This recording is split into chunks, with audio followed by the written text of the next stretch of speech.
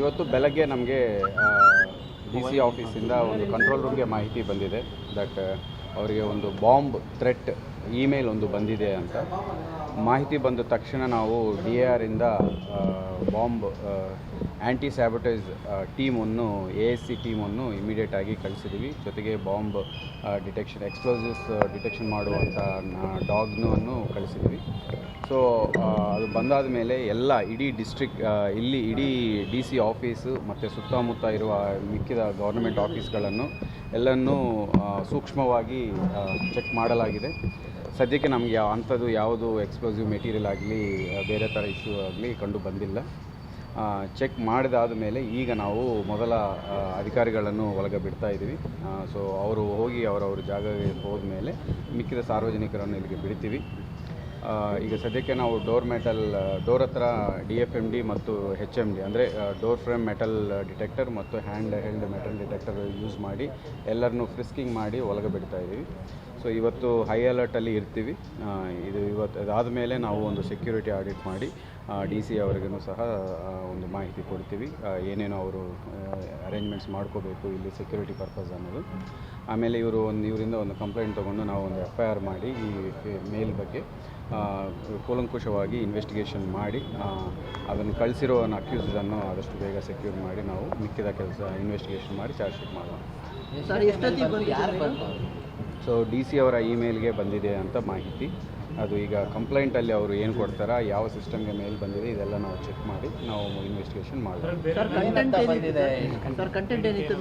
So ಈಗ content ಇದೆಲ್ಲ ನಾವು ಇನ್ವೆಸ್ಟಿಗೇಷನಲ್ಲಿ ನಾವು ಚೆಕ್ ಮಾಡ್ತೀವಿ. ಅದು ಬ್ಯಾಕ್ಗ್ರೌಂಡ್ ಏನು, ಅದು ಹೆಂಗೆ ಬಂತು, ಏಕೆ ಅದೆಲ್ಲ ಏನೇನೋ ಬರೆದಿದ್ರಂತೆ, ಏನು ಬರೆದಿದ್ರು ಅನ್ನೋದು ನಾನು ಇನ್ನೂ ಚೆಕ್ ಮಾಡಿಲ್ಲ. ಸೊ ಅದೆಲ್ಲ ಚೆಕ್ ಮಾಡಿ ನಾವು ಅದರ ಮೂಲಕ ನಾವು ಮುಂದಿನ ಕೆಲಸ ಮಾಡ್ತೀವಿ. ಎಷ್ಟು 3 ಅವರ್ಸ್ ಹಿಡಿಯುತ್ತೆ ಸರ್ ಟೋಟಲ್ ಸರ್ಚಿಂಗ್?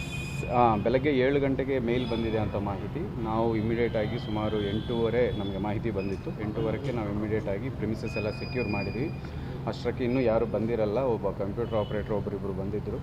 ಸೊ ಅವ್ರನ್ನೂ ಸಹ ನಾವು ಆಚೆ ಕರ್ಕೊಂಡು ಮಿಕ್ಕಿದ ಜಾಗಗಳನ್ನು ಸೂಕ್ಷ್ಮವಾಗಿ ಚೆಕ್ ಮಾಡಲಾಗಿದೆ.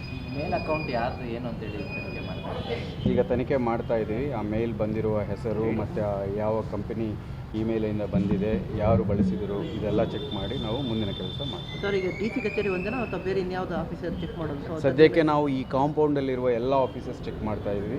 ಇದಾದ ಮೇಲೆ ಇವತ್ತು ಇಡೀ ಟೌನಲ್ಲಿ ಮೇನ್ ಇನ್ಸ್ಟಾಲೇಷನ್ಸ್ ಬಸ್ ಸ್ಟ್ಯಾಂಡ್ ಆಗಲಿ, ರೈಲ್ವೆ ಸ್ಟೇಷನ್ ಆಗಲಿ, SP ಆಫೀಸ್ ಆಗಲಿ, ಕೋರ್ಟ್ ಕಾಂಪ್ಲೆಕ್ಸ್ ಆಗಲಿ ಎಲ್ಲ ಬಿಲ್ಡಿಂಗ್ಸು ಒಂದು ಸಾರಿ ಮುಂದಿನ ಜಾಗ್ರತೆಗಾಗಿ ಚೆಕ್ ಮಾಡಲಾಗುತ್ತೆ. ಸದ್ಯಕ್ಕೆ DC ಆಫೀಸ್ಗೆ ಬಂದಿರೋದು ಮಾತ್ರ ಕಂಡು ಬಂದಿದೆ. ಸೊ ಹೆಡರ್ ನಾವು ಅದು ಚೆಕ್ ಮಾಡಲಾಗುತ್ತೆ. ಈಗ ಸಬ್ಜೆಕ್ಟ್ ಕನ್ನಡದಲ್ಲಿ ಇದೆ ಅಂತ ಹೇಳ್ತಾ ಇದ್ದರು, ಬಾಡಿ ಇಂಗ್ಲೀಷಲ್ಲಿದೆ ಅಂತ ಹೇಳ್ತಾ ಇದ್ದರು. ಸೊ ಅದು ನಾವು ಏನು ಬಂದಿದೆ, ಹೆಂಗೆ ಬಂದಿದೆ ಅನ್ನೋದು ನಾವು ಚೆಕ್ ಮಾಡಲಾಗುತ್ತೆ. ಸರ್ ಇದು CCTV ವರ್ಕ್ ಆಗ್ತಿಲ್ಲ ಅನ್ನೋದೊಂದಿದೆ, ಅದು ವರ್ಕ್ ಆಗ್ತಿದೆ ಹೇಗೆ ಸರ್? CCTV ವರ್ಕ್ ಆಗ್ತಾ ಇದೆ, ಚೆಕ್ ಮಾಡಿದ್ದೀವಿ. ಈಗ CCTV ವರ್ಕ್ ಆಗ್ತಾ ಇದೆ, ಫುಟೇಜು ಚೆಕ್ ಮಾಡಿದ್ದೀವಿ. ಇನ್ನೂ ಹೆಚ್ಚು ಹಾಕೋಕ್ಕೇನೋ ಅವರಿಗೆ ಒಂದು ಮಾಹಿತಿ ತಿಳಿಸ್ತಾ ಇದ್ವಿ. ಸೊ ಇದೆಲ್ಲ ಮಾಡಿ ನಾವು ಮುಂದಿನ ಕ್ರಮ ಹೊರಗಡೆ ಏನಾದ್ರು ಡೌಟ್ಫುಲ್ಲಾಗಿ ಏನಾದ್ರು ಕಂಡು ಬಂತ? ಸೊ ಆ ಥರ ಏನೂ ಕಂಡು ಬಂದಿಲ್ಲ. ಎಲ್ಲ ಸೂಕ್ಷ್ಮವಾಗಿ ಚೆಕ್ ಮಾಡಲಾಗಿದೆ. ಡಾಗಿಂದ ಆಗಲಿ, ಮೆಟಲ್ ಡಿಟೆಕ್ಟರ್ಸಿಂದ ಆಗಲಿ, ಎಕ್ಸ್ಪ್ಲೋಸಿವ್ಸ್ ಡಿಟೆಕ್ಟರ್ಸಿಂದ ಆಗಲಿ ನಮಗೆ ಆ ಥರ ಏನೂ ಬೇಕಂತ ಇನ್ನೂ ಇನ್ವೆಸ್ಟಿಗೇಷನ್ ಮಾಡಬೇಕು. ಇವತ್ತು ಇಡೀ ದಿನ, ನಾಳೆ ಬರುವ 2-3 ದಿನ ನಾವು ಹೈ ಅಲರ್ಟಲ್ಲಿ ಇರ್ತೀವಿ.